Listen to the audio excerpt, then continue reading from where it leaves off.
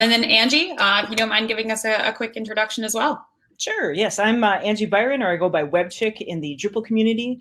I've been involved in Drupal since 2005 and originally got in as a Google Summer of Code student, and since then have tried to do everything possible to make Drupal awesome. So I work here at Acquia. I'm in the Drupal acceleration team, and lately, what I try to do is work on things that make Drupal awesome. And the last year or so, that's been this Aqueous Migrate Accelerate tool to help get people off of Drupal 7 onto Drupal 9. So I'm excited to talk to you about that later today. Awesome. And finally, we have Corne joining us, and Corne was a last-minute addition. So Corne, my bad, we don't have a slide for you, but if you wouldn't mind giving a quick introduction before we hop into the question around why Drupal.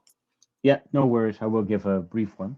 So I'm a principal at Xilio. I've been there around for 16 years. Xilio helps customers all over the world migrate from almost any content management system to Drupal. That's it. Awesome. Great. Yeah. And Corne, I think that you told me once you've been helping with migrations for 15 years. So a lot of experience on this call today with Drupal. And so with that, I'm actually going to pass things back to Angie. And Angie, I'd love to hear from your experience. And I actually keep talking about this, but you had an awesome presentation at the last DrupalCon. I know a lot of people might know you better as WebChick in the Drupal community. For those of you who don't know Angie, she actually even has a Wikipedia page. But I'm going to pass it over to Angie because I'd love to hear from you. Why would you anticipate a customer selecting Drupal? Like, what's the most exciting part of Drupal for you? So with that, Angie, would love to hear, your response. Yeah, I mean, I'm somewhat biased in that, like, my position within Drupal is that of a core committer and kind of a community cat herder sort of person. And so I see every day just the talent and the amazingness of the Drupal community and how innovative it is and how it's constantly going out and finding solutions to new problems. And, that's just an amazing thing that, we new services come out, like back when Pinterest was new, and, a vendor controlled software project might need to slap that into the roadmap some years after it comes out. In Drupal, somebody slapped together a module for that in 2 days. It's amazing to see what the community comes up with, what new ideas percolate, and the dedication that this collection of thousands of volunteers all over the world has to Drupal and its awesomeness. So yeah. Awesome. Yeah, thanks, Angie. And I actually brought up a slide. It's one of my favorite slides just to highlight really the power that backs that community. I think it's just amazing. I mean, I've only been at Acquia here for, actually, I shouldn't say only, it's almost been 2 years now. But I'm constantly, just surprised and really impressed by the power of the Drupal community. And I've even engaged with some of the members of Drupal Association to host some webinars, and just, the enthusiasm that comes from the community is just incredible. It's such an awesome thing to be part of. So thank you, Angie, for that response. And Dan, I'd love to get your perspective as well on why Drupal, and specifically maybe just a general why Drupal, but also why at Patient Point you all chose to go with Drupal as your CMS. Yeah, absolutely. So when I started at Patient Point in 2017. The team was already engaged in a search for a world-class content management system. We had built our own kind of homegrown system. We started out as a print company, so digital, we were a little bit late to the game. And so we had a solution that was working fairly well, but we're starting to see that the point of care, where the doctor and the patient engage with one another, was evolving, and it was moving outside of the physical environment of the physician's office. And so we realized early on that we were going to need to find a solution where we could host our content in one place and distribute it to many, many locations, some our own, some for partners and vendors. We didn't exactly know what was coming in 2020, of course, but fortunately we were ready for it because of the choice that we made. So Drupal was chosen because of the huge community that's involved in supporting it, the open source aspects, being able to develop our own solutions within it. But the real deciding factor for us was the ability to create these JSON APIs where we could syndicate this content to these many locations. And that was really the clincher for us. That's awesome, Dan. Yeah, and I heard a lot in there, from what you were describing, that it's really attributed to the flexibility that even Therese noted a ton on the keynote this morning. It sounds like a lot of that really resonated with, why you and ultimately Patient Point chose to leverage Drupal. Is that kind of on the right path? Absolutely. Awesome. Well, thank you, Angie and Dan. I think with that, Dan, I'd love to, give you the floor to hop into a little bit more depth of how Patient Point's leveraging Drupal today. Yeah, thank you. So when I mentioned we've got all these places within the point of care, within the physician's office, where we're delivering content that's relevant to the patient's experience. In a primary care office, you're going to see content that's relevant to that. If you're in an oncologist office, of course, you're going to see things related to cancer, to treatment, to diagnosis, and all of that. So we're in a number of different specialties and deliver content related to those specialties. We, if you want to go to the next slide, it will show sort of a diagram of how those experiences are for the patient. And you can see folks sitting in the waiting room, folks in the exam room with the physician, some without. And if you've been to a physician's office recently, you know that there's a lot of waiting, and that when the doctor does see you, they don't have a lot of time. So there's a good bit of time for you to sit and think about what you're going to say to the physician. And patients have this sort of a feeling of urgency when the doctor does come in. You feel like you have very limited time to ask questions, to get more information. And so our goal is to help the patient be able to know what to ask the doctor. Here's some questions to ask your doctor. You might see that on a waiting room screen before seeing the physician. And we hear from patients all the time that say, hey, I was in the waiting room, some content showed up on the screen, and it prompted me to ask a question of the physician that led to a diagnosis that might have otherwise been missed. So we feel like what we're delivering is very valuable, but like I said, this environment is changing. We're starting to see people engaging with their physician on a laptop in a virtual health environment, or in an app that the physician's office has developed, or a portal that they're getting information from. And we want to be involved in those experiences as well, for the same reason, to give pertinent, relevant information that can help lead to better health outcomes. So when the pandemic hit, we were scrambling because some offices were actually closing. Some physicians were seeing fewer patients. There were fewer people in the waiting room, or they were letting folks wait in their car and then texting them when it was time to come in. So we knew that there was a decrease in the amount of time that the physician and the patient were going to be with each other. And we wanted to increase the effectiveness of our content. We partnered with several telehealth vendors in order to provide our content in their environment. And because we had already built the majority of our Drupal solution with the Acquia dam and all of the keywords and tagging that we were able to build in this taxonomy to identify our content in an infinite number of ways. So the solution that we've built is not to build our own telehealth product, but to partner with as many telehealth vendors as we can possibly get, so that they can display our content in their virtual waiting room environment. And what they can do is they can pass some few parameters and instantly get content that's even more relevant to the patient than it might be if they were just in their waiting room in the physician's office. Because you might have a patient who's newly diagnosed with a certain condition. They're going to need different information, different content about what to expect from this new diagnosis versus someone who's been diagnosed and being treated for years. So now the information that we can pass back to the vendor is very specific, very relevant, and you're never going to see the same feed of content in any one session because of this ability to slice and dice our content in near infinite number of ways. And because the solution that we had built for syndicating that content, we had no idea that telehealth was going to grow at such an exponential rate this year, but we were prepared, and we're able to develop an embeddable player that these content providers, telehealth providers, can drop into their experience in a number of different ways. And on the next slide, you'll see as well some of the other ways in which these patients may be engaging with their physician.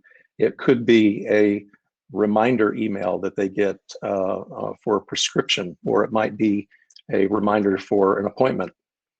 They might see some patients receive equipment from the doctor. If you're diagnosed with a heart condition, for instance, your physician may send a piece of equipment to your home where it's going to take a daily blood pressure reading. You might send a digital scale to manage weight. And all of these will connect with your smartphone so that that information can be sent back to your physician and keep monitoring on a daily basis so that you're not in the physician's office as frequently. And so now our content can ride along in those experiences so that you have an increase in weight from the scale. Here's some healthy eating tips. Here's some information that can help you manage that better. So that's really how we've been able to quickly leverage these solutions to meet this very rapid demand. Awesome. Thank you so much, Dan. I mean, that's just something that stuck out to me so much when we first started talking about Patient Point and the way you're delivering experiences, is that every time a customer goes into, or a patient rather, goes into, one of these waiting rooms, whether it be virtual or in person, every ad that's going to be shown to them is relevant to, and every piece of information is relevant to why they are going and seeing this particular doctor, which is, I think, so awesome. Exactly. And yeah, it's very cool. And I think that's something that for me, I would love as well. So it's something I'm going to keep my eye on. As far as, delivering that, you mentioned that you're leveraging Acquia's DAM. I guess I'd love for, all the attendees on the call, what other Acquia products are you using aside from DAM today? Yeah, we're using the Lift, I guess now, personalization product. We're using the Edge security and the Edge suite of products as well. And the DAM, of course, is the kind of the central hub for us. Yeah, thank you, Dan, for sharing. I think that's amazing, and you're really, embracing both. We saw this morning, Dries showing both the Drupal cloud and the marketing cloud. It looks like you have really a hand in both sides there. So really embracing a full approach to what ultimately is such a great digital experience for all the patients. So really kudos to you. I think this is such a cool experience. Dan, any final thoughts for those on the call who are looking to deliver a more personalized? I think you've really hit the nail on the head as far as personalized experiences go. Any words of wisdom for those listening in? Yeah, I think for us, it's been a learning experience as we've seen how these vendors are using the content and they're giving us feedback. We've been able to evolve our taxonomy to be able to be even more flexible. And they're providing us with their lists of what types of information they want and how they want it sliced and diced. And we can feed that back into the system so that it needs even more directly. Well, thanks, Dan, so much. With that, we're actually going to transition into a couple quick demos for you all. And aside from demos, we actually have a couple slides to walk you through some of the products that Dries worked through this morning. So if you're thinking about adopting Drupal, maybe you're trying to get from Drupal 7 to Drupal 9, we're actually going to spend a little time unpacking some of those products. And I know we're a little bit quick on time here, so we are going to take this through rather quickly. With that being said, there are demo booths open, and I'll teach you how to navigate to those towards the end of the presentation. So just know there is more information out there for you. So first and foremost, I'll actually pass it over to Angie to walk through our Drupal 7 to Drupal 9 tool, Aqueous Migrate Accelerate. Angie, over to you. Yeah, thanks, Maggie. So Drupal 7 we focused on just because most people using Drupal today are still on Drupal 7. And we developed Aqueous Migrate Accelerate. You can see a demo in our demo booth, as well as it was in the keynote this morning. It's 4 parts, a dedicated environment to perform your migration from 7 to 9. We have what's called a module recommendation engine, which analyzes the functionality of your Drupal 7 site and gives you the best equivalent, Drupal 9 modules, whatever patches are needed to make them work, already ready to go in your Drupal 9 site. We give you a nice UI so that someone who's not a very experienced object-oriented PHP developer can actually get quite a bit far away on their migration. And then we also offer optional integration with Acquia Site Studio to help you move the presentation layer of your site over quickly as well. If you go to the next slide, one thing I do want to point out is Aqueous Migrate Accelerator is an accelerator. It is not, unfortunately, a magical button that you press and poof, your whole site is already moved, but it does help tremendously with a lot of the more tedious parts of the migration, automating everything that can be automatable and, eliminating a lot of, I have a huge spreadsheet for this version of that and this over here. We've solved all those problems for you. You could just dive in, get started with your migration and get it going quickly as possible. Excuse me. If you go to the next slide, I saw a question in the chat about what about Drupal 8? Like if I'm on Drupal 8, how do I get to Drupal 9? And we didn't develop a tool for that because it's actually just 5 things that you need to do. Excuse me. You make sure your environment is compatible. Drupal 9 has new system requirements. You update everything that you've got to the latest Drupal 8 version. Very often, the latest Drupal 8 version of different modules that you have is Drupal 9 compatible. There is a tool called Upgrade Status that can show you a nice graph of all the things that you need to do. Any custom code, you just remove the deprecated APIs you might be using, and then you update core from 8 to 9, and you're done. So there are people who've done this migration in a weekend. There are people who've done it in a couple of sprints. It's a much less huge process, and so that's why we didn't develop special tooling for this beyond the community tools that are available to everyone. So if you go to the next slide, then we start to get into, if you're not on Drupal today, what do you do? And I believe that Corné probably has a good answer for this. So. Yeah, definitely. Corné, over to you. Yeah, so I'm gonna, so our solution, we work together very closely with Acquia, of course, but there are a couple of things. So we want to accelerate the content mapping. Of course, content mapping is a very integral part of the whole migration solution, because especially if you're not migrating from an old Drupal version, but migrating from Sitecore, SDL3D Adobe Experience Manager, the data model can be very different. So it's very important to get that mapping from data model, from fields, from values to the other one completely right. So as you can see here, so we can migrate from a lot of different sources, and we always follow the same approach. So we can connect to the sources, we get data out, and then one of the most important steps, and I think most people agree with that, is that if you get the content out, you do a proper assessment of what you have. So you understand the core content in your current system. We have visual tooling, visual dashboards that help you to make kind of data-driven migration decisions, because usually you don't want to move everything across. And then, we have also connectors into Drupal. So we make sure that all the content, all the images, all the relations, pages, components, everything that's needed comes across. And that reporting is in place to also verify that everything comes across. Awesome. And as Maggie mentioned, there's a demo booth available, and she will share links to that. Yeah, absolutely. Thank you, Corné. I think that was the best, 2-minute overview you could possibly give of Acquia Migrate Platform. And Angie, thank you for zooming through your slides as well on Acquia Migrate Accelerate, as well as D8 to D9 migration. So with that, you'll be hearing a lot about low code, but a huge benefit to building Drupal. Definitely check out some of my colleague Ryan Pacchini's sessions today. He's got a couple customers talking about how they're taking a low code approach to building out Drupal 9 sites. A lot of benefit there. But with that, of course, if you saw anything today on this session, you want to dive in deeper to maybe Acquia Migrate Accelerate, Acquia Migrate Replatform. If you're coming from a non-Drupal CMS, go into the lobby, click on the Partner Pavilion, and then go to the Drupal Cloud booth. It's going to be in the top left corner. And go ahead and check out, we've got demos of Acquia Migrate Accelerate. We've got demos of Acquia Migrate Replatform, Site Studio, anything you could imagine. We've got a ton of our very talented sales engineers there to help you out every step of the way. And so with that, we're going to conclude this session. Thank you all for joining us. Dan, thank you again for telling the story of Patient Point. So awesome to see what you're doing for patients